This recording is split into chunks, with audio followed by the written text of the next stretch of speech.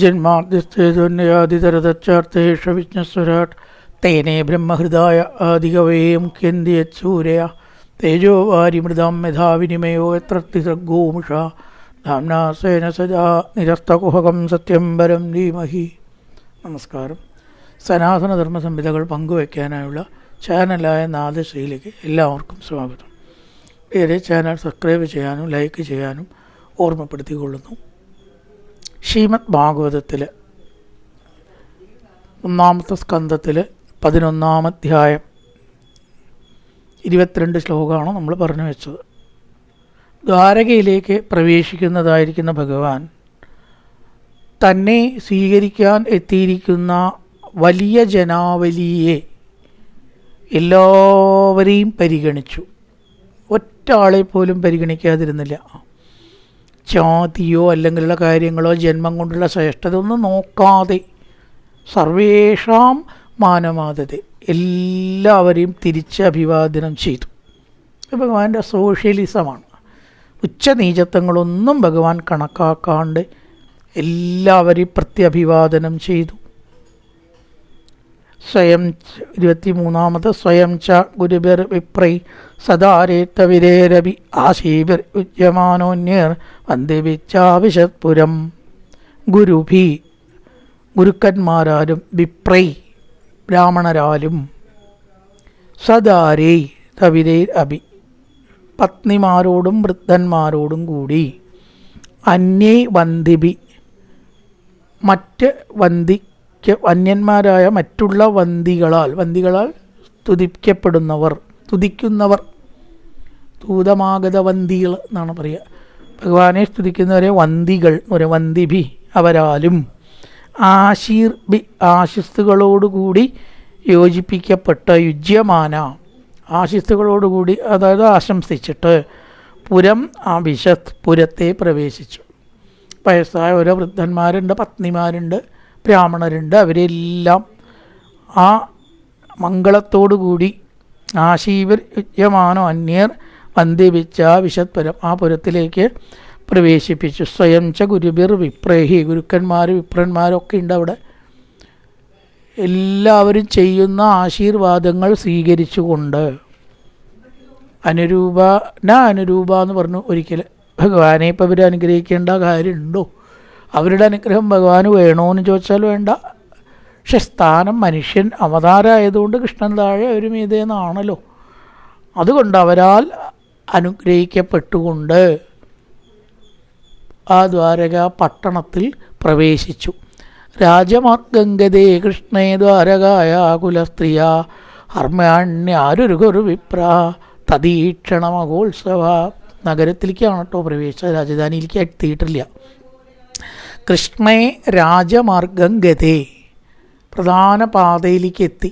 നഗരത്തിലേക്കാണ് പ്രവേശിച്ചു. ഇനിയും കുറച്ചാണ്ട് പോവാണ്ട് ദ്വാരകയിലേക്ക് എത്തി. പക്ഷേ രാജധാനിയിലേക്ക് തൻ്റെ ആ വാസസ്ഥാനം കുറേയും കൂടി ഉള്ളിലേക്കാണ്. പട്ടണത്തിലേക്ക് കടന്നു. രാജമാർഗം ആ റോട്ടിലെത്തി. പ്രധാന പാത ദ്വാരകായ കുലസ്ത്രീയ കുറേ ദൂര രാജപാതയിൽ കൂടെ സഞ്ചരിക്കാനുണ്ട്. എന്നിട്ടാണ് തൻ്റെ രാജധാനിയിൽ ദ്വാരക എന്ന് പറഞ്ഞൊരു പട്ടണമാണ്, രാജധാനിയല്ല പട്ടണമാണ്. കുലസ്ത്രീകൾ ഭഗവാനെ കാണാൻ ആണ് തദീക്ഷണ മഹോത്സവ. കൃഷ്ണനെ കാണുക എന്ന് പറഞ്ഞാൽ തന്നെ അവർക്കൊരു മഹോത്സവമാണ്.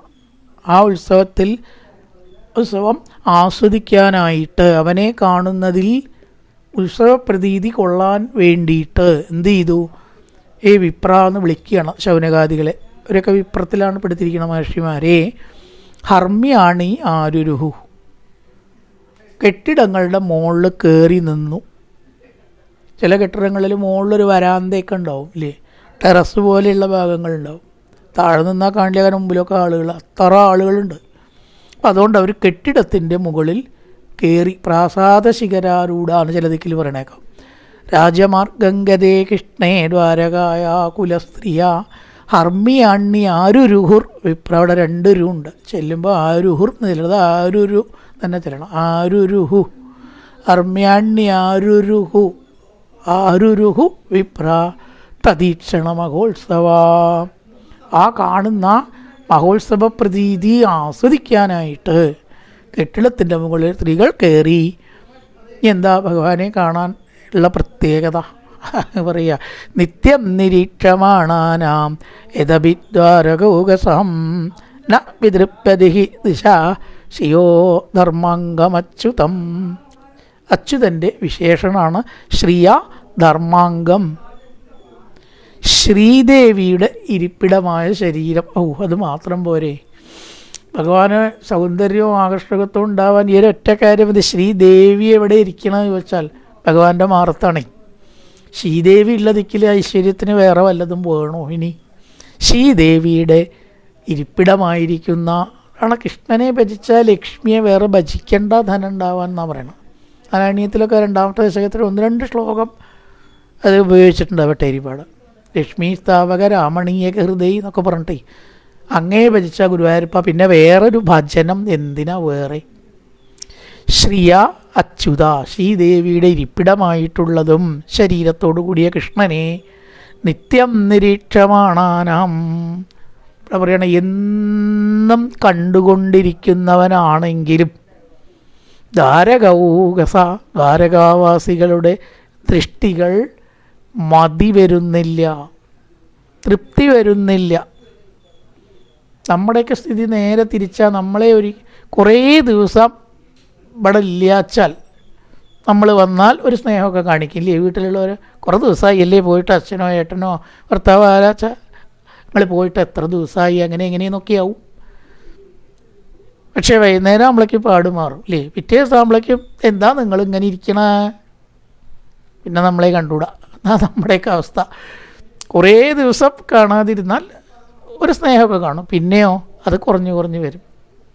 ആദ്യം വിവാഹം കഴിഞ്ഞ പോലെ ആവുമോ? 6 മാസം കഴിഞ്ഞാൽ മാറി ഇല്ലേ? അപ്പം നമ്മളെയൊക്കെ നിത്യം നിരീക്ഷമാണാനാം എന്നും കണ്ടുകൊണ്ടിരുന്നാൽ ആ സ്നേഹം കുറയുള്ളൂ. ആ സ്നേഹത്തിന് പിന്നെ നിലനിൽപ്പൊന്നും അധികമില്ല. ഈ മനുഷ്യനൊക്കെ അങ്ങനെയാണ്. എപ്പോഴെങ്കിലുമൊക്കെ കാണുമ്പോൾ ഒരു രസം ഉണ്ടാവും എന്നല്ലാണ്ട് അവിടെ തന്നെ കൂടിയാലോ മടുക്കും ഇല്ലേ? അവർ ഒരു വലിയ സ്നേഹവും ഉണ്ടാവില്ല. മനുഷ്യൻ്റെ സ്വഭാവമാണത്. പക്ഷേ ഈ ഭഗവാൻ അങ്ങനെയല്ല കേട്ടോ. നിത്യം നിരീക്ഷമാണാനാം യഥഭിദ്വാരകൗകസാം ന വിതൃപ്യന്തി ഹി ദൃശ, എന്നും എപ്പോഴും കണ്ടാലും മതി വരില്ല. കണ്ണുകൾക്ക് മതി എന്നൊരു തോന്നൽ, കണ്ണെടുക്കാൻ തോന്നണ്ടേ കൃഷ്ണൻ്റെ മേലിൽ നിന്ന്? ഇത്രയും സുന്ദരമായിട്ടൊരു സ്വരൂപം വേറെ ഇല്ല. അത്ര ഈ ഈശ്വര സങ്കല്പത്തിൽ കൃഷ്ണൻ്റെ ആ ഒരു ഭംഗി കണ്ടു കഴിഞ്ഞാൽ മുഖത്തുനിന്ന് കണ്ണെടുക്കാൻ തോന്നാത്ത അവസ്ഥ വേറെ ഒരു സങ്കല്പത്തിനും ഇല്ല എന്നാണ് പറയണത്. എല്ലാ ദേവന്മാരെയും അതാത് ഭക്തന്മാർക്ക് കാര്യമാണെങ്കിലും കൃഷ്ണന് കുറച്ച് പ്രത്യേകതയുണ്ട്. ദേവിയെ പറ്റി പറയുമ്പോൾ ദേവിയാണെന്ന് പറയും. ഇവിടെ അങ്ങനെ പറഞ്ഞ പിതൃപ്യന്തി ഹി ദൃശ, കണ്ണുകൾക്ക് അങ്ങോട്ട് അടി എന്ന് തോന്നണ്ടേ? കാണും തോറും പിന്നെയും കാണണം, പിന്നെയും കാണണം, പിന്നെയും കാണണം. ശ്രിയോ ദാമാംഗമച്യുതം, ധർമ്മത്തിൻ്റെ മൂർത്തിയായിട്ടുള്ള ആ കൃഷ്ണൻ, ശ്രീദേവിയുടെ ഇരിപ്പിടം ആയിട്ടുള്ള കൃഷ്ണൻ കണ്ട് കണ്ട് കണ്ട് കണ്ട് അവർക്കാർക്കും മതി വന്നില്ല.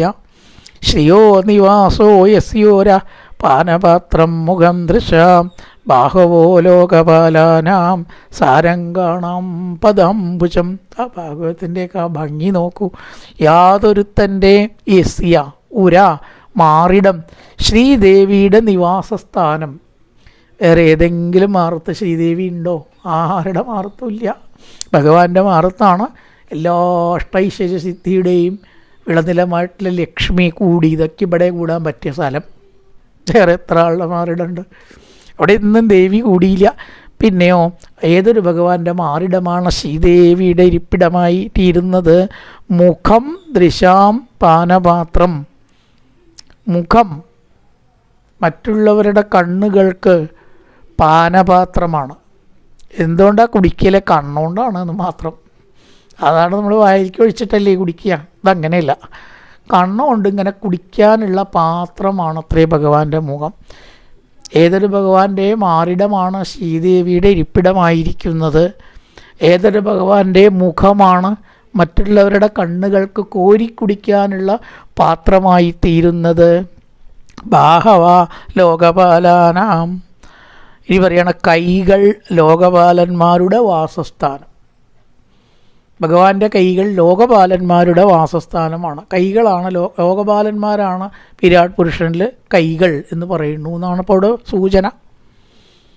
അഷ്ടദിക് പാലന്മാരാണ് ഇന്ദ്രൻ, വൈശ്വാനരൻ, പിതൃപതി, നിരുതി, വരുണൻ, അതുപോലെ കുബേരൻ, വായു, ഈശാനൻ. ഈ 8 അഷ്ടദിക്പാലന്മാരെ നമ്മൾ വന്ദിച്ചിട്ടൊരു കാര്യത്തിന് ഇറങ്ങിയാൽ ശുഭാവും എന്നാണ് പറയണത്. ഇന്ദ്രൻ പൊതുവേ ഒരു മോശമായ കഥാപാത്രമായിട്ട് പറയും, പക്ഷെ നമുക്കത് കാണിക്കരുത് എന്നാണ്. നമ്മുടെ മീതെ തന്നെയാണ് ഇന്ദ്രൻ, അംശമൊന്നും വേണ്ട. 1000 യാഗം ചെയ്ത് സ്വർഗാധിപനാവാൻ നമുക്ക് കഴിഞ്ഞിട്ടുണ്ടോ? ഇല്ലല്ലോ. അപ്പം നമ്മുടെ മീതെയാണ് ഇന്ദ്രൻ. അപ്പോൾ ഏത് കാര്യം തുടങ്ങുമ്പോഴും അഷ്ടദിക്പാലന്മാരെ നമ്മൾ വന്ദിക്കലുണ്ട്. ഇന്ദ്രായ നമ, വൈശ്വാനരായ നമ, പിതൃപതേ നമ, നിരുതേ നമ, വരുണായ നമ, വായവേ നമ, കുബേരായ നമ, ഈശാനായ നമ. ഈ 8 ദേവന്മാരെ വന്ദിച്ചിറങ്ങിയാൽ അവർ നമ്മുടെ രക്ഷയ്ക്കായിട്ട് നമ്മുടെ കൂടെ ഉണ്ടാവുന്ന. അപ്പോൾ ആ ലോകപാലന്മാരുടെ വാസസ്ഥാനമാണ് ഭഗവാന്റെ കൈകൾ എന്നാണ് ഇവിടെ സൂചിപ്പിച്ചത്. സാരംഗണാനാം, സാരത്തെ എടുക്കുന്നവർക്ക് ആ പദാംബുജം വാസസ്ഥാനവും ആണ്. അതായത് കുറേയും കൂടി കാര്യങ്ങൾ നോക്കി മുക്തി ആഗ്രഹിക്കുന്നവർക്ക് ഭഗവാന്റെ പാദം സദാ വസിക്കാനുള്ള സ്ഥാനമായി മാറുന്നു. മോക്ഷം കിട്ടിയ എല്ലാവരും എവിടേക്കാണ് പോവുക? ഭഗവാന്റെ പാദപത്മത്തിലേക്കാണ് പോവുക. ഭക്താനാം കാമവർഷത്തിതരി കുശലയം നാഥതേ പാദമൂലം മുക്തി പാജാം നിവാസോ. ആ ശ്ലോകത്തിൽ മുക്തി കിട്ടിയാൽ എവിടെ പോയിട്ട് വിശ്രമം കൊള്ളുക? ഭഗവാന്റെ പാദത്തിലാണ് എന്നാണ്. അപ്പോൾ നമ്മുടെ സാരംഗാണാം പദാംബുജം, സാരംഗാണാം സാരഗ്രാഹികൾ, എല്ലാറ്റിലത്തെയും സാരങ്ങൾ എടുക്കണവരെയാണ് സാരംഗാണാം എന്ന് പറഞ്ഞത്. സാരഗ്രാഹികൾക്ക് ആവാസസ്ഥാനമായിട്ടുള്ളത് പാദാംബുജത്തോടു കൂടിയ ഭഗവാൻ. ഏതൊരു മാറാണോ ശ്രീയുടെ വാസസ്ഥാനമായിരിക്കുന്നത്, ഏതൊരാളുടെ മുഖമാണ് ആസ്വദിക്കുന്നവർക്ക്, കാണുന്നവർക്ക് പാനപാത്രമാകുന്നത്, ഏതൊരു ഭഗവാന്റെ കൈകളാണ് ലോകപാലന്മാരുടെ ആവാസസ്ഥാനമായിരിക്കുന്നത്, ആ ഭഗവാനെ കണ്ടാണ്ടോ മതിയാവണു? അവർക്കൊന്നും മതിയായില്ല. സിതാതപത്രവ്യജനേരുപസ്കൃത പ്രസൂനവർഷേരഭിവർഷിതപഥി പിശങ്കവാസ വനമാലയാ ബഭൗ ഖനോ യഥാർക്കോടുപചാഭവൈദ്യുതൈ. ഇവിടെയൊക്കെ എന്താ ചോദിച്ചു കഴിഞ്ഞാൽ കൃഷ്ണൻ അവിടേക്ക് എത്തി എന്നുള്ളതല്ല വിഷയം. ഇവിടെ എങ്ങനെയൊക്കെയാണ് അത് വർണ്ണിച്ചിരിക്കുന്നത് നോക്കൂ. കൃഷ്ണൻ ഇവിടുന്ന് പോയി അവിടെ എത്തി എന്നുള്ളൊരു കാര്യത്തിനെ എങ്ങനെയൊക്കെ വർണ്ണിച്ചിരിക്കണു. അവിടെയാണ് കവിയുടെ അല്ലെങ്കിൽ വ്യാസൻ്റെ കഴിവ്. ഓരോന്ന് കൂടി നമ്മുടെ മനസ്സിനെ ഈശ്വരനിലേക്കാണ്ട് എത്തിക്കുകയാണ്. തന്നെ ഭാഗവതത്തിൻ്റെ ആ ഒരു കേമത്വം കഥയുടെ വിവരിച്ചു പോവല്ല, അത് കൂടെ നമ്മുടെ മനസ്സിനെ ഭഗവത് മാഹാത്മ്യത്തിലേക്ക് എത്തിച്ചുകൊണ്ടാണ് വർണ്ണന. അവിടെയാണ് പ്രാധാന്യം. കാര്യം പറയല്ല. സിതാതപത്രവ്യജനേ എന്ന് പറയുകയാണ്, വെളുത്ത ആ വെഞ്ചാമരങ്ങൾ വീശിക്കൊണ്ടും ആലവട്ടം പിടിച്ചുകൊണ്ടും അലങ്കരിക്കപ്പെട്ടവനും പഥി പ്രസൂന വർഷി, വഴിയിൽ പുഷ്പവൃഷ്ടികളാലും അഭിവർഷിത, 4 ഭാഗത്തും വർഷിക്കപ്പെട്ടവനും. പുഷ്പങ്ങളിങ്ങനെ അർച്ചിച്ചും കൊണ്ടേയിരിക്കുന്നുണ്ട് ഭഗവത് ഭക്തന്മാർ, സജ്ജനങ്ങൾ, മഹർഷിമാർ. കിട്ടിയ പൂക്കൾ ധാരാളം നേരത്തെ ശേഖരിച്ച് വെച്ചിട്ട് ആ പുഷ്പങ്ങൾ ഭഗവാനെ ഇങ്ങനെ അർച്ചിച്ചുകൊണ്ടിരിക്കുക. പിന്നെ പിശങ്കവാസ, മഞ്ഞ വസ്ത്രത്തോടു കൂടിയവനും ആയിരിക്കുന്ന കൃഷ്ണൻ വനമാലയാ, വനമാല കൊണ്ട് അർക്കോടുപചാഭവൈദ്യുതൈ, സൂര്യൻ, ചന്ദ്രൻ, ഇന്ദ്രചാപം, മിന്നൽ ഇവയാൽ മേഘം ശോഭിച്ച പോലെ ശോഭിച്ചു. ഇതിനൊക്കെ ഏതൊക്കെ സാദൃശ്യം? ഇടിമിന്നൽ മഞ്ഞപ്പട്ട് ആഭരണങ്ങളോട് സാദൃശ്യം. മിന്നലുണ്ടല്ലോ, മഞ്ഞപ്പട്ടിനൊരു മിന്നലാണ്. മേഘങ്ങൾ ഭഗവാന്റെ ശരീരം, മേഘം നീലമേഘയാണ്. അപ്പോൾ ഇടിമിന്നലിനാലും നക്ഷത്രങ്ങളാലും ഇന്ദ്രചാപം, മഴവില്ല് ഇവയാൽ മേഘം എപ്രകാരം ശോഭിക്കുമോ അതേപോലെ നീലമേഘശ്യാമള സ്വരൂപത്തോടു കൂടിയിട്ടുള്ള ഭഗവാൻ മഞ്ഞപ്പട്ടുകൊണ്ടും ആഭരണങ്ങളെ കൊണ്ടും ശോഭിച്ചു. ഉപമയാണ് അവിടെ. ഖനോ എന്ന് പറഞ്ഞാൽ മേഘം. യഥാ അർക്കോടുപചാപ വൈദ്യുതൈ. മേഘങ്ങൾ ഇതിനോട് കൂടിയിട്ടൊക്കെ ശോഭിക്കുക. ഒന്ന് സൂര്യൻ, അതാണ് അർക്കൻ. ഉടുബൻ എന്ന് പറഞ്ഞാൽ ചന്ദ്രൻ. ഉടു എന്ന് പറഞ്ഞാൽ നക്ഷത്രം. നക്ഷത്രത്തിൻ്റെ അധിപനാണ് ആര്? ചന്ദ്രൻ. അതാണ് ഉടുബ. ചാപ മഴവില്ല്. വൈദ്യുതി മിന്നൽ. വൈദ്യുതി എന്ന് പറഞ്ഞാൽ മിന്നൽ. വൈദ്യുതി നമ്മൾ പറയുന്നു. മിന്നൽ വൈദ്യുതി. പിടിമിന്നൽ, ഇന്ദ്രചാപം മുതലായിട്ടുള്ളതോട് കൂടിയിട്ട് പ്രകാരം മേഘങ്ങൾ ശോഭിക്കുന്നുവോ, വെഞ്ചാമരം വീശിയിട്ടും പുഷ്പവൃഷ്ടി കൊണ്ടും മഞ്ഞപ്പട്ട വനമാല മുതലായിട്ടത് കൊണ്ടും ആ കൃഷ്ണൻ ഇടിമിന്നലുകളാലും നക്ഷത്രങ്ങളാലും മേഘങ്ങൾ ശോഭിക്കുന്നത് പോലെ ശോഭിച്ചു എന്ന് പറയുകയാണ്. സിതാതപത്ര വെഞ്ചാമരം. ആതപത്രം എന്ന് പറഞ്ഞാൽ കുടയാണ് കേട്ടോ, വെൺകൊറ്റക്കുടയാണ്. സിതാതപത്ര വ്യജനേരുപകൃത പ്രസൂനവർഷേർ അഭിവർഷിതപതി. ആലവട്ടം, വെഞ്ചാമരം മുതലായിട്ടത് കൊണ്ടും പുഷ്പവൃഷ്ടങ്ങളെ കുഷ്ടികളെ കൊണ്ട് നേരെ പോലെ അർച്ചിക്കപ്പെട്ടവനും വഴിയിൽ വഴിയിൽ മഞ്ഞപ്പട്ടുടുത്തതായിട്ടുള്ള ഭഗവാൻ പിശങ്കവാസ വനമാലയാബഭൂ. മഞ്ഞപ്പട്ടുകൊണ്ടും വനമാല കൊണ്ടും മേഘങ്ങൾ ഏത് പ്രകാരത്തിൽ ഇടിമിന്നലാലും ചന്ദ്രനാലും സൂര്യനാലും മറ്റും ശോഭിക്കപ്പെട്ടുവോ അതേപോലെ ശോഭിച്ചു എന്നാണ്. പ്രവിഷ്ടത്വ ഗൃഹം പിത്രോ പരിഷ്വക്തമാതൃഭി ഭവന്തേ ശിരസ സപ്തദേവകീ പ്രമുഖാമുദാ. പിത്രോ മാതാപിതാക്കന്മാരുടെ ഗൃഹം ഭവനത്തെ പ്രവിഷ്ടതു പ്രാപിച്ചവനായിട്ട്. എവിടേക്കാണ് പോയിട്ടുണ്ടോ?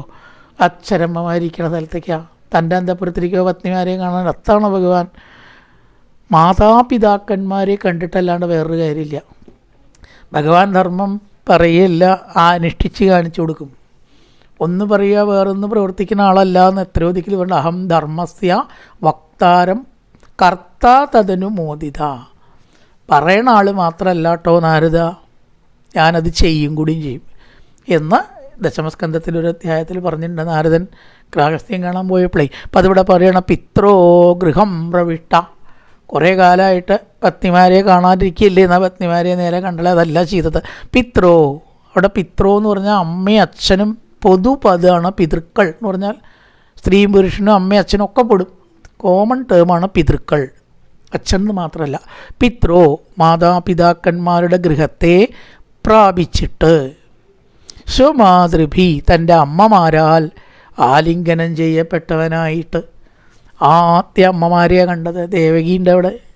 ദേവകീ പ്രമുഖ. പിന്നെയോ 7 പേര്, ദേവകി തുടങ്ങിയ 7 പേരെ സന്തോഷിപ്പിച്ചു എന്നാണ് പറയണത്. ഏതൊക്കെ 7 പേര് എന്നിവിടെ പറഞ്ഞിട്ടില്ല. ദേവകി മുതലായിട്ടുള്ള 7 പത്നിമാരെ. ദേവകി അമ്മയാണല്ലോ. വസുദേവരുടെ 7 പത്നിമാരെ എന്ന് വേണം കണക്കാക്കാൻ. പക്ഷേ കുറേ പത്നിമാരുണ്ട്. ശാന്തിദേവ, ഉപദേവ, ചീദേവ, ദേവരക്ഷിത എന്നൊക്കെ പറഞ്ഞിട്ട് പൗരവി, രോഹിണി, മത്ര, രോചന, ഇള, അതൊക്കെ വസുദേവരുടെ പത്നിമാരാണ്. വസുദേവരുടെ പത്നിമാരാണ്. അപ്പോൾ കൂടെയുള്ള പത്നിമാരൊക്കെ എല്ലാവരെയും ബന്ധിച്ചു. ഒരമ്മ മാത്രം. അതാണ് പിത്രവും ബഹു വചനം പ്രയോഗിച്ചത്.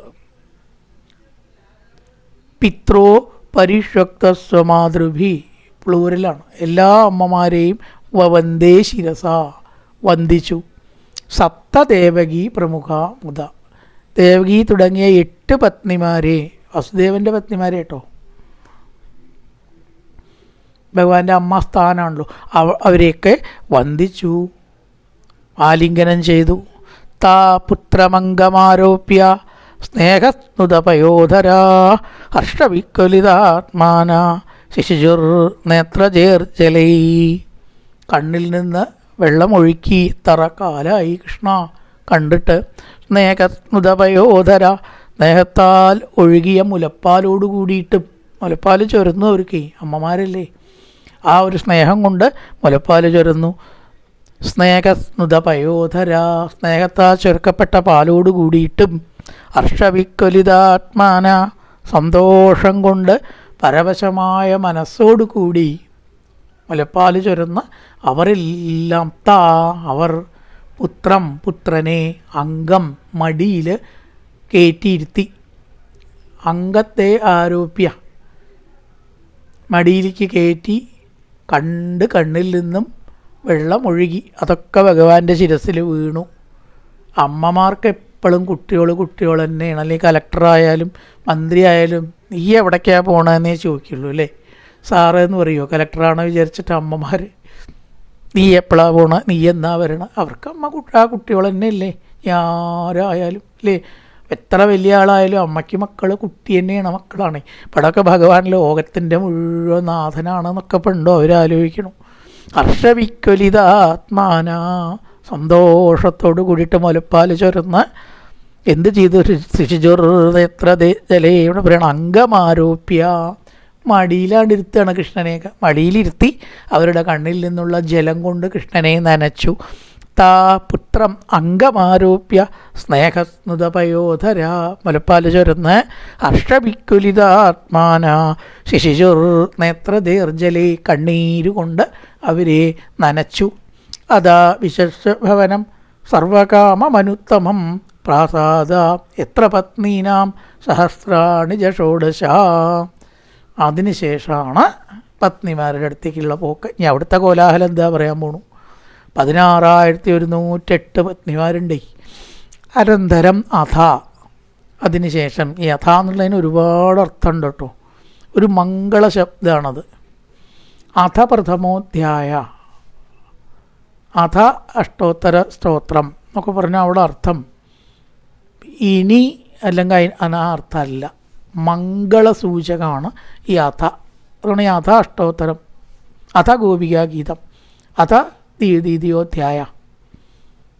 ഇവിടെ അനന്തരം എന്നുള്ള അർത്ഥമല്ല, അത് മംഗളസൂചകമാണ് എന്നും പറയുന്നു. കാവ്യത്തിൻ്റെ ആദ്യമൊക്കെ ഈ അഥ ചേർക്കലുണ്ട്. അഥ സർവകാമം, കാക്ഷിക്കത്തക്ക സർവവും ഉൾപ്പെട്ടതും. ഭഗവാനെ അല്ലാണ്ട് ആരെയും ആഗ്രഹിക്കുക, എന്തിനെങ്കിലും ആഗ്രഹിച്ചിട്ട് വല്ല കാര്യമുണ്ടോ? ഇനി അഥവാ കിട്ടി തന്നെ കൂട്ടുന്നാലും ഒക്കെ എന്തുണ്ടായിട്ട് നാളല്ലാണ്ടാവണതാണ്. ഭഗവാൻ മാത്രമാണ് എന്നെന്നും ഉള്ളത് അല്ലേ. അപ്പോൾ ആ കാമം കാക്ഷിക്കുകയാണെന്ന് വെച്ചാൽ എന്തിനെ കാക്ഷിക്കണം? ഭഗവാനെ കാക്ഷിക്കണതാണ്. ധർമ്മോ അർത്ഥായ കാമോ മോക്ഷായ, ഭഗവാനെയാണ് ആഗ്രഹിക്കേണ്ടത്. ധർമാർത്ഥ കാമ മോക്ഷങ്ങൾ പറയുമ്പോൾ ധാരാളം കാശുണ്ടാക്കുക, ഇഷ്ടപ്പെട്ടതൊക്കെ നേടുക, അങ്ങനെ സാധാരണ വ്യാഖ്യാനിക്കുക. ധർമ്മം അർത്ഥം കാമം. പക്ഷെ അങ്ങനെയല്ല. എന്തിനു വേണ്ടിയാ കാമം? ഭഗവാനെ കിട്ടാനാ വേണ്ടത്. ആ കാമമാണ് ധർമാർത്ഥ കാമങ്ങളത്തെ കാമത്തിനെ അർത്ഥം പറയേണ്ടത് നേണ് അറിവുള്ളവർ പറയുക. അപ്പോൾ എല്ലാ ആഗ്രഹിക്കത്തക്ക കാര്യം എന്ന് പറഞ്ഞാൽ ഭഗവാനാണ്. അനുത്തമം, വേറെ തുല്യതയുണ്ടോ ഭഗവാന്? അനുപമിതം, സാന്ദ്രാനന്ദത്തിൽ തന്നെ പറഞ്ഞു. സ്വഭവനം, തൻ്റെ രാജധാനിയെ ആവേശിത പ്രവേശിച്ചു. കുറേ ദൂരം അങ്ങനെ നടന്നു. അമ്മമാരുടെ ഗൃഹത്തിലേക്ക് അങ്ങനെ പോയി. അവർ മടിയിലിരുത്തി കണ്ണീരുകൊണ്ട് ഒഴുക്കി ആലിംഗനം ചെയ്തു. തുടർന്ന് അവിടെ നിന്ന് ഇറങ്ങിയിട്ട് എവിടേക്ക് എത്തി? സ്വഭവനം, തൻ്റെ ആ ഒരു അന്തപ്പുരത്തേക്ക് അങ്ങോട്ട് പോവുകയാണ്. അവിടെയോ 16,108 പത്നിമാരുണ്ട്. പത്നീനാം സഹസ്രാണി ഷോഡശ, 16,000 പത്നിമാർ. പത്നീനാം ഭാര്യമാർക്ക്, ഷോഡശ സഹസ്രാണി 16,000 പ്രാസാദങ്ങളുണ്ട് എന്നാണ്. പ്രാസാദം എന്ന് പറഞ്ഞാൽ കെട്ടിടങ്ങൾ, അന്തപ്പുരം, അതിനാണ് പ്രാസാദം. നമ്മൾ ഈ നോട്ടീസിലൊക്കെ കാണുമ്പോൾ പ്രാസാദശുദ്ധി എന്ന് കാണും. കലശത്തിനൊക്കെ നോട്ടീസ് അടിക്കുമ്പോഴേ പലരും അത് പ്രസാദമാണ്, അതിനെ തെറ്റിയതാണ് എന്നൊക്കെ പറയും. അങ്ങനെയല്ല, പ്രാസാദം തന്നെ വാക്ക്. ചില പ്രസാദം എന്നടിക്കും പ്രാസാദത്തിന്. പ്രസാദശുദ്ധിയല്ല, പ്രാസാദശുദ്ധിയാണ്. എന്താ പ്രാസാദം? കെട്ടിടങ്ങൾ. ക്ഷേത്രത്തിലത്തെ ആ കെട്ടിടം ആദ്യം ശുദ്ധി ചെയ്യണം കലശം ചെയ്യുമ്പോഴേ. കാരണം എലി മുതലായിട്ടതോ വിളി മുതലായിട്ടൊക്കെ ചത്ത് കിടക്കുന്നുണ്ടാവാം, മറ്റ് ജീവികൾ വിസർജിച്ചിട്ടുണ്ടാവാം അല്ലേ. ഒരു ക്ഷേത്രം കുറേ കഴിയുമ്പോൾ അശുദ്ധമാവും, ഭൗതികമായിട്ട് അതിൽ അശുദ്ധി വരും. അതിനെ തീർക്കാനും കൂടിയാണ് കലശം. അപ്പോൾ ആ പ്രാസാദ ശുദ്ധി ആദ്യം വേണം. ആദ്യത്തൊക്കെ നന്നായിട്ട് അടിച്ചുവാരി വൃത്തിയാക്കണം. അത് മാത്രം പോരാ, മന്ത്രതന്ത്രാദികളെ കൊണ്ട് വെള്ളം തെളിച്ച് പുണ്യേഹം കൊണ്ടുള്ള ശുദ്ധിയും വേണം. രണ്ടും ആയാലേ പ്രാസാദ ശുദ്ധി കെട്ടിടശുദ്ധി എന്നാണ് അർത്ഥം. പ്രസാദമല്ല, പ്രാസാദം. പ്രാസാദങ്ങൾ ഉണ്ട്. 16,108 കെട്ടിടം ഉണ്ട് അത്രേ. ഇവർക്ക് ഓരോരുത്തർക്കും ഓരോ ഗൃഹം തന്നെ ഉണ്ട്. റൂമല്ല കേട്ടോ, ഓരോ റൂമല്ല, ഓരോ ഗൃഹം തന്നെ ഉണ്ട്. അവിടെയൊക്കെ അടുക്കളയുണ്ട്, അവിടെയൊക്കെ ദാസിമാരും ഉണ്ട്. എന്തൊക്കെയാണ് വേണ്ട വെച്ചാൽ അതൊക്കെ ഉണ്ട്. അങ്ങനെ 16,000 സഹസ്രാണി ഷോഡശ, 16,000 പ്രാസാദങ്ങളിൽ വസിക്കുന്ന പത്നിമാരെ ഒക്കെ ഒന്ന് കണ്ടുവരുമ്പോഴേക്കും 1 വർഷം കൊണ്ടാവുമോ, അതോ 6 മാസം കൊണ്ടാവുമോ, 1 മാസം കൊണ്ടാവുമോ? ഒന്നും വേണ്ടി വന്നില്ല. ഭഗവാൻ 16,108 രൂപ എടുത്തിട്ടാണ് പോണത്. ഒറ്റ നിമിഷം കൊണ്ട് ഈ 16,108 പത്നിമാരെയും കാണാനുള്ള കഴിവ് ഭഗവാനുണ്ട്. അതാണ് നമ്മളും ഭഗവാനും തമ്മിലുള്ള വ്യത്യാസം. ഒരൊറ്റ പത്നിമാർക്ക് പോലും സന്തോഷമില്ലാത്തവളായി ഇല്ല. പറയുന്നുണ്ട് ദശമസ്കന്ധത്തിലൊരു അധ്യായത്തിൽ ഈ പത്നിമാർ കുറച്ച് സമയം കിട്ടി നേരം പോക്ക് പറഞ്ഞ് ഇരിക്കാൻ. അപ്പം എന്താ അവർ പറഞ്ഞതറിയോ? ഞാൻ സംതൃപ്തയാണ്, എനിക്ക് കൃഷ്ണനെ കിട്ടിയത് സന്തോഷിവതിയാണ് ഞാൻ.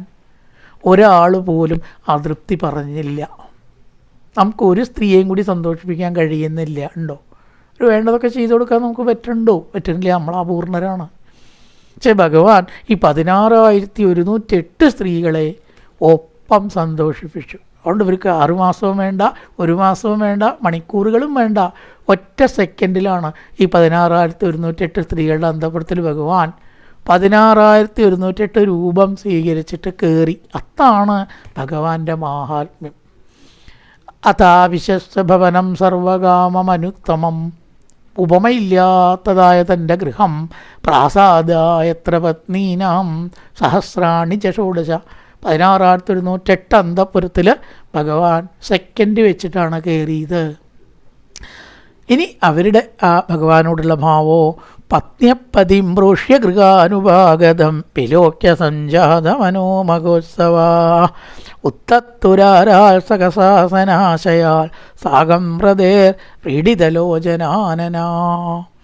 പത്നിയ, ആ പത്നികൾ, പ്രോഷ്യ, ദൂരദേശത്തിൽ വസിച്ചിട്ട്, ഗൃഹാൻ, ഭവനങ്ങളെ, ഉപാഗതം, പ്രാപിച്ചിരിക്കുന്ന പതിയെ കണ്ടിട്ട്. അവിടെയും കൂടി ആ വിശേഷണം വെച്ചു. വെറും പതിയെ എന്നല്ല പറഞ്ഞത്, ദൂരെ പോയി വന്ന പതി. അതിനൊരു പ്രത്യേകതയുണ്ടല്ലോ. ഇവിടെ കുറച്ച് ദിവസം ഇല്ലാതിരുന്നാൽ വരുമ്പോഴേക്കും വലിയ സ്വീകരണമാവും അല്ലേ? കുറേ കാലമായി കണ്ടിട്ട്, നിങ്ങളില്ലാണ്ട് ഇവിടെ വലിയ പ്രശ്നമായിരുന്നു. പക്ഷേ 2ാമത്തെ ദിവസം നമ്മളേക്കും ഭാവം മാറും അല്ലേ? പക്ഷെ ഇവിടെ അതില്ല കേട്ടോ. ഇവിടെ അത് എപ്പോഴും ഒരു ഭാവം തന്നെ. അതാണ് പ്രേപോഷ്യ, ദൂരദേശത്തിൽ വസിച്ച് തിരിച്ചു വന്ന ഭർത്താവിനെ കണ്ട് എത്രയോ ഇരട്ടി സ്നേഹമായി. അപ്പോൾ പതിം, ഭർത്താവിനെ, ആരാത്, ദൂരത്തുനിന്ന് അങ്ങനെ കണ്ടു വരുന്നത്. കണ്ടപ്പോൾ തന്നെ ഓടിയാണ് പോയി. സഞ്ജാത മനോമഹോത്സവ, മനസ്സിൽ ഉത്സവപ്രതീതി നേടിയവർ. എങ്ങനെയൊക്കെ മനസ്സിൽ സന്തോഷം ഉണ്ടായി എന്ന് വാക്കുകളെ കൊണ്ട് വർണ്ണിക്കാൻ സാധ്യമല്ല. ആ മാതിരി ഒരാനന്ദാവസ്ഥയിൽ അവരാണ് എത്തിച്ചേരുകയാണ്. സംജാതമായ മഹോത്സവത്തോട് കൂടിയവരും പ്രീഡിതലോചനാനന, ലജ്ജയോട് കൂടിയ കണ്ണുകളോടും മുഖങ്ങളോടും കൂടിയവരായിട്ട്. ഭർത്താവിനെ കാണുമ്പോൾ ഒരു ചെറിയൊരു ലജ്ജ ഉണ്ടാവും സ്ത്രീകൾക്ക്. എങ്ങനെയാ ഫേസ് ചെയ്യുക അല്ലെ, അഭിമുഖീകരിക്കുക? ഒരു ചെറിയ ശങ്ക, ഒരു ചെറിയ ഭാവമാറ്റം, ഇതൊക്കെയാണ് ലജ്ജയോട് കൂടിയ കണ്ണുകൾ. സ്നേഹമാണ് ലജ്ജയുടെ വേറൊരു ഭാവം. സ്നേഹം വരുമ്പോൾ ലജ്ജയുണ്ടാവും എന്നാണ്. ഒന്നങ്ങോട്ട് നേരിട്ട് വേഗം അങ്ങോട്ട് പോയിട്ട് ഇടപെടാനുള്ളൊരു ചെറിയ മടി, അതാണ് ലജ്ജയോട് കൂടിയ കണ്ണുകളോടും മുഖങ്ങളോടും കൂടിയവരുമായിട്ട് വ്രതങ്ങളോട് കൂടിയ ആസനങ്ങളിൽ നിന്നും അന്ധക്കരണത്തിൽ നിന്നും എഴുന്നേറ്റു. ഭർത്താവ് പോയ സമയത്ത് ഇവരെ എങ്ങനെയാണ് കഴിയണത്? വ്രതത്തോടു കൂടിയിട്ടാണ് കഴിയണത്. വേറെ വടക്കും മനസ്സ് പോവാതെ. സാധാരണ വ്രതത്തിന് നമ്മൾ ഈശ്വരനെ ഭജിക്കണം. ഇവിടെ അത് വേണ്ട, കർത്താവിനെ ഈശ്വരനെ. ആ പണി എളുപ്പമായി. ഭർത്താവിനെ ചിന്തിച്ചാൽ ഈശ്വരനെ ചിന്തിച്ചത് ഒന്നിച്ച് കഴിയുമ്പോഴേക്കും ഒരു സ്റ്റെപ്പ് ലാഭമുണ്ട് അല്ലേ? ഭർത്താവിനെ ചിന്തിച്ചാൽ തന്നെയാണ് ഈശ്വരൻ. അതുകൊണ്ട് ഇവർ ആ വ്രതത്തിൽ നിന്നുള്ളതായ മനസ്സ് ഒന്നങ്ങോട്ട് മാറ്റി ഉത്ഥാനം ചെയ്തു. ഇത്ര കാലം എവിടെയോ ചിന്തിച്ചിരിക്കുകയായിരുന്നു ഏകാഗ്രമായിട്ട്. അത് മാറിയിട്ട് എന്തായി? കണ്ണൊക്കെയാണ് തുറന്ന് ഭഗവാന്റെ അടുത്തേക്ക് എതിരേൽക്കാൻ അവർ ചെന്നു. പത്നിയപ്പതിം പ്രോഷ്യ ഗൃഹാനുവാഗതം. ദൂരത്ത് പോയ ഭർത്താവിനെ കണ്ട് വിലോക്യ സംജാത മനോമഹോത്സവ. മനസ്സിൽ ഉത്സവപ്രതീതി നേടിയിട്ട് തൻ്റെ ഇരിപ്പിടങ്ങളിൽ നിന്ന് എഴുന്നേറ്റു. ഉത്തസ്തു എഴുന്നേറ്റു. ഉത്തപ്തുരാരാൽ സകസാസനാശയാൽ സാഗംപ്രതേ പീഡിതലോചനാനനാം. വ്രതത്തിനൊക്കെ ഇങ്ങോട്ട് മാറി, വ്രതഭാവത്തിൽ നിന്ന് മനസ്സിനെ മാറ്റി ലജ്ജയോടുകൂടിയ മുഖത്തോടുകൂടി തൻ്റെ ഭർത്താവായിരിക്കുന്ന ഭഗവാന്റെ അടുത്തേക്ക് ഓടിച്ചെന്ന് സ്വീകരിച്ചു എന്ന് പറഞ്ഞിരിക്കുകയാണ്. കായേന വാചാ മനസേന്ദ്രിയർവാ ബുദ്ധ്യാത്മനാ വാ പ്രകൃതി സ്വഭാവാ കരോതി യത്യസകലം പരസ്മൈ നാരായണായേതി സമർപ്പയാമി. ഓം പൂർണ്ണമദ പൂർണ്ണമിദം പൂർണ്ണാത് പൂർണ്ണമുദച്യതേ പൂർണ്ണസ്യ പൂർണ്ണമാദായ പൂർണ്ണമേവാവശിഷ്യതേ. ഓം ശാന്തി ശാന്തി ശാന്തി. ഹരി ഓം ശ്രീ ഗുരുഭ്യോ നമഃ. ഹരി ഓം.